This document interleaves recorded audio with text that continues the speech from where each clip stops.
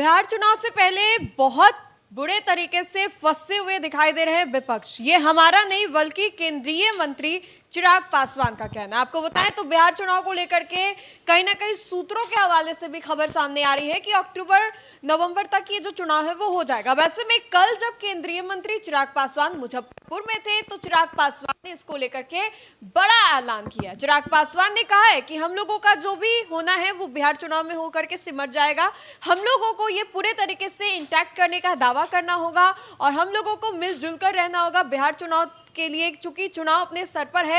और ऐसे में चिराग पासवान ने अपने समीकरण का भी जिक्र किया। आपको बताएं तो केंद्रीय मंत्री चिराग पासवान ने साफ तौर पे कहा है कि किस तरीके से बिहार चुनाव को लेकर के समीकरण जो है वो बनाए जा रहे हैं। कई समीकरण जाति के आधार पर बनाए जा रहे हैं, कई समीकरण वर्ग के आधार पर बनाए जा रहे हैं, लेकिन जो मेरा यानी कि केंद्रीय मंत्री चिराग का समीकरण है वो MY का समीकरण है। इस समीकरण में उन्होंने जिक्र किया है कि किस तरीके से महिला और युवा जो है वो शुमार है। वैसे में आपको बताएं तो केंद्रीय मंत्री चिराग पासवान ने बातों ही बातों में बड़ा हमला जो है विपक्ष के ऊपर कर डाला। उन्होंने कहा कि MY समीकरण एक राजनीतिक दल का भी है, लेकिन वो MY समीकरण जो है जाति पर आधारित है और कहीं ना कहीं ये बिल्कुल ठीक नहीं है। हमारे समाज को बांटने की कोशिश जो है विपक्ष के द्वारा की जाती है। वैसे मैं आपको बताएं तो केंद्रीय मंत्री चिराग पासवान ने बड़ा हमला तो किया ही किया, लेकिन कल जिस तरीके से मुजफ्फरपुर से एक के बाद एक तस्वीरें निकल करके सामने आई, जिस तरीके से एक के बाद एक कभी राजू तिवारी भड़कते नजर आ रहे थे, गरजते नजर आ रहे थे, कभी अरुण भारती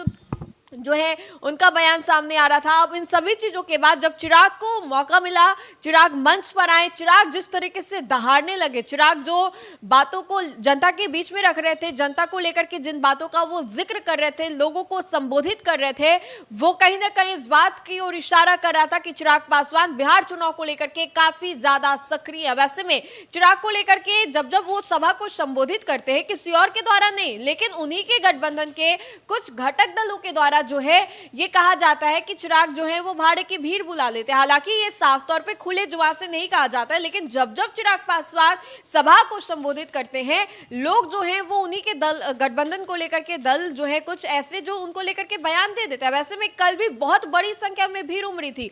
अलग अलग जिलों से जो लोग थे वो आए थे। नव संकल्प सभा जो था वो था, अलग अलग समाज के जो लोग थे वो आए थे। ऐसा नहीं है कि सिर्फ ये जाति विशेष था, ये सिर्फ दलित के जो लोग थे वही आए थे, लेकिन इसके अलावा भी बहुत सारे सवर्ण जाति के आए थे, अपर जाति के आए थे और बहुत सारे अन्य वर्ग के जो लोग थे वो भी आए थे। वैसे में चिराग के फैन फॉलोइंग की जिक्र करें, बात करें, चिराग की फैन फॉलोइंग काफी ज्यादा और ये हर बार देखने को मिलती है जब केंद्रीय मंत्री चिराग पासवान सभाओं को संबोधित करते हैं।